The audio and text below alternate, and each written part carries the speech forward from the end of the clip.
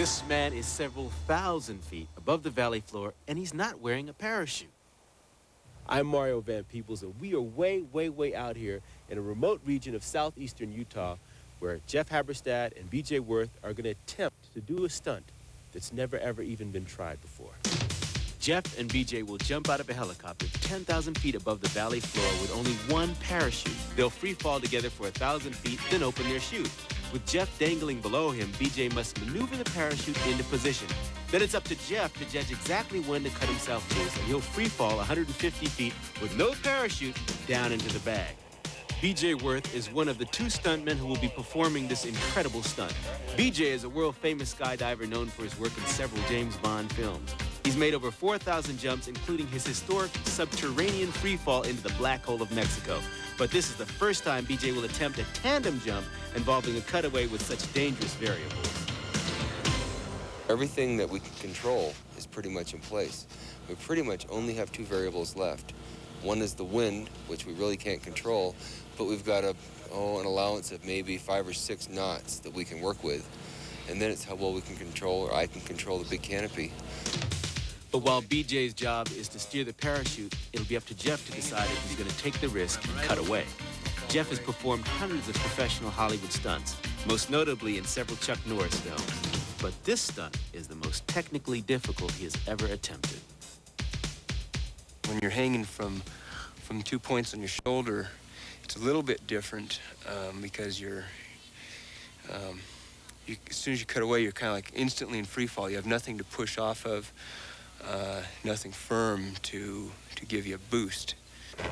BJ and Jeff searched the world for a location that would be as spectacular and as difficult as the stunt itself.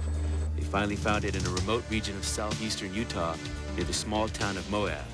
The sculptured valleys and towering mesas would provide the perfect backdrop and challenge for this world-class stunt. In Castle Valley, they chose the Rectory. A precipice with a lack of accessibility and unpredictable winds will put our stuntmen to the ultimate test.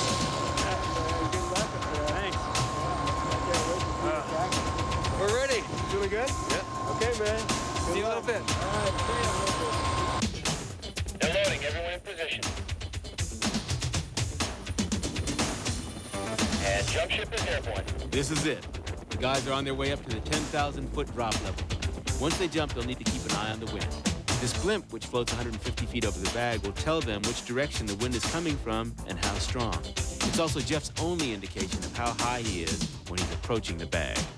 All right, guys, we're just about ready, and we've got a whole platoon of very professional cameras just to bring you back at home the best shot possible. We've got cameras in the air. We've got cameras on rocks. We've got cameras in the valley. We've got cliff cameras, scaffold cameras. We've got cameras on the jump copter, and we even have a camera on BJ's helmet. Okay, guys, I'm ready.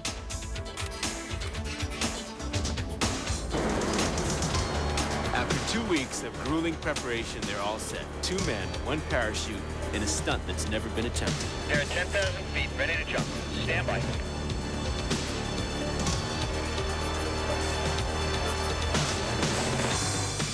They're off, and they are in free fall. Focus deployed. Okay, there's the chute.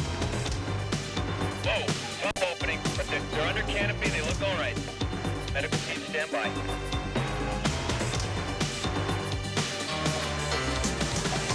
They're doing their S turns at 2,500 feet, but we have some increasing winds. They're getting into position. But that blimp just started throwing around. There might be some real strong gusts up there.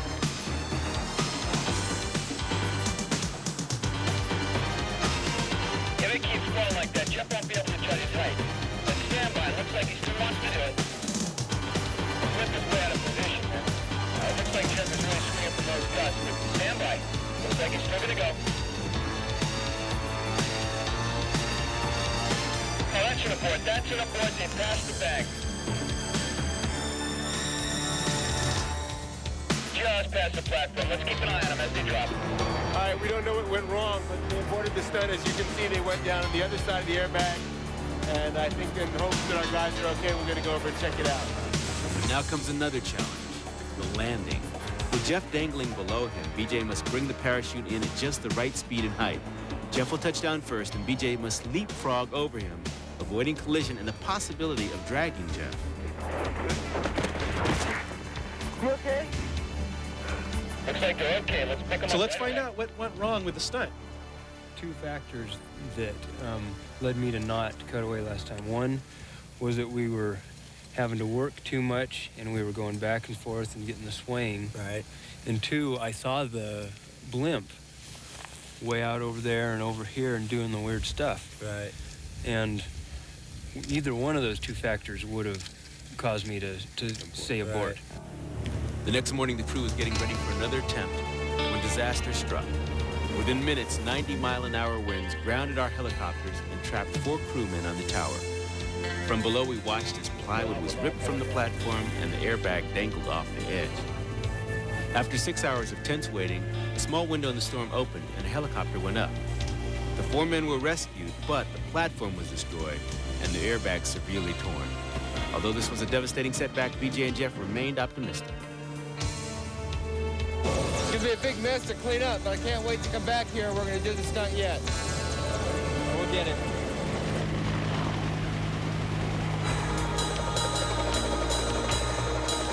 It's been 2 weeks since Jeff Habberstad and BJ Worth made their first attempt at this incredible stunt. The winds that destroyed the platform have calmed, and as you can see, we were hit with a major snowstorm while rebuilding. BJ and Jeff are ready to try it again, but the clock is ticking because the next snowstorm could hit at any time. Let's check in with BJ and Jeff to see if the winds are with us this time. Well, it's not as windy, which is good in one way because the wind screwed us up last time. What was the wind at last time? It's about 15. 15 knots? And now it's almost 0.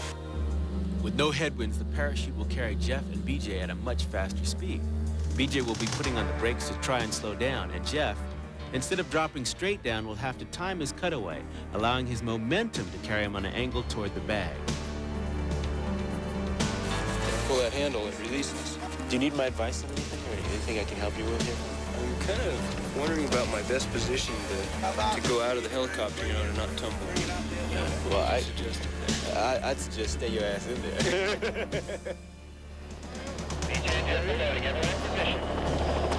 All right, the wind conditions look about right. In the background, you can see the guys are going to go up and give it another shot.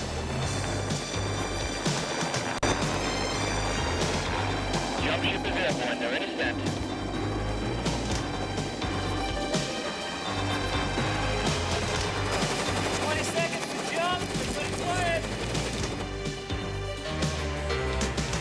Helicopter's in position. They're climbing out.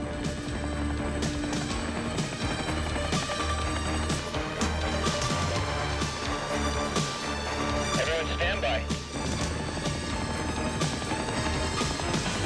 They're off the skid and in free fall. Roads out. Main canopy's out, but they're really getting whipped around up there. Jeff looks very tangled. Okay, he's okay now. Looks like they're really moving up there. 1,000 feet. They're really moving, but Jeff looks like he's getting ready. Stand by. We're at 200 feet in position. And they've aborted. That's an abort. Looks like they were just moving way too fast. Whoa, they just barely cleared that rock. Send the chopper down for it right away.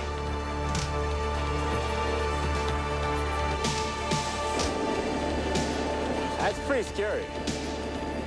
Just made that plateau. Very tough landing, but they look okay. Looks like they survived that landing, but we just got a new weather report in and it doesn't look good.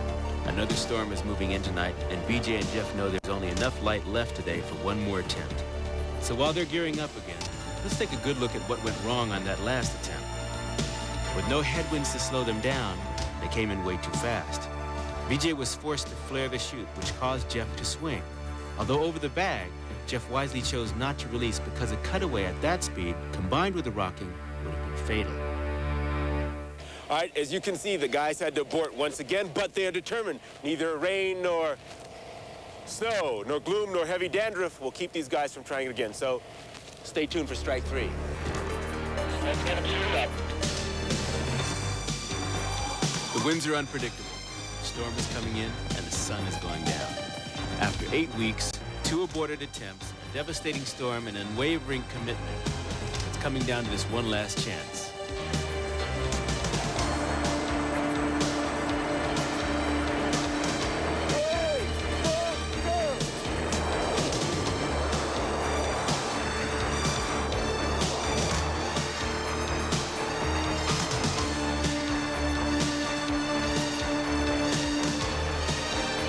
Fix the chute. Oh, violent opening. Jeff's getting flung around like a rag doll up there. And he looks pretty tangled up. What? They're under control, but looks like they're still having a problem with the safety line. Looks like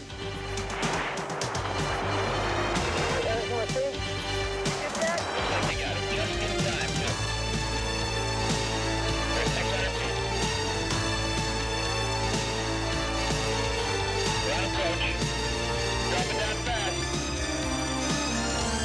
Looks nice and steady. Stand by, everyone. He's away. He's away.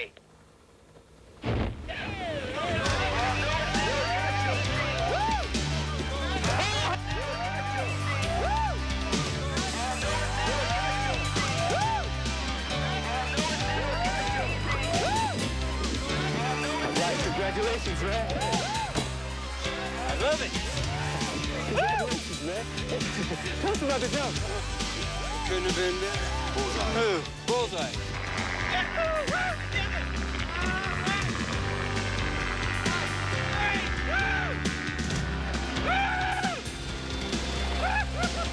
Hey, BJ, you there? Jeff, you couldn't have looked better. You were so in control, and it looked beautiful. I could not believe how good it was. Absolute bullseye. I'm real impressed. Nice work, teammate. Thank you. God, I guess we can go home now. Woo! Well, hurry on up here. I want to give you a hug. I'm on my way.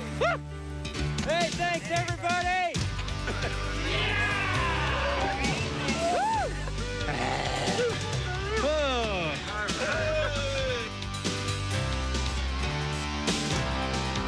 Let's take another look at that amazing fall in slow-mo.